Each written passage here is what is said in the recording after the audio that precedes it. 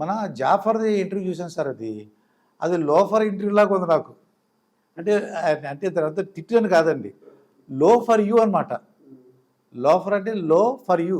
అసలు మిమ్మల్ని తక్కువ పాతకాల విషయాలన్నీ అడుగుతుంటే నాకు చాలా ఇదనిపించింది. ఇప్పుడు హైదరాబాద్ వచ్చేసారు, మీరు ఒక బిజినెస్ స్టార్ట్ చేశారు, అది అడిగితే బాగుండేది అనిపించింది నాకైతే. చాలామంది వచ్చి ఇంటర్వ్యూస్ అడుగుతుంటారు, ఇస్తుంటాం. ప్రశ్నించడం అనేది వాళ్ళ విజ్ఞతకు ఉండాలి. వాళ్ళు ప్రశ్నించేటప్పుడు ఏది ప్రశ్నించాలి, ఏది ప్రశ్నించకూడదు. కుటుంబ వ్యవహారాలు నాలా ఇంకొకడు ఎవడు కూడా ఈ తెలుగు రాష్ట్రాల్లో చెప్పుండడేమో. నేను చెబితే కదా అందరికీ తెలిసింది. నా కుటుంబ వ్యవహారాలన్నీ క్రిస్టల్ క్లియర్గా తెలియజేసి, నా కుటుంబంలో జరిగిన సంఘర్షణల మీద నిర్ణయాలను కూడా స్పష్టంగా తెలియజేశాను. ఇంకా 10 సార్లు అడిగినా 1000 సార్లు అడిగినా ఏమొస్తుంది, అదే ఆన్సర్ వస్తుంది.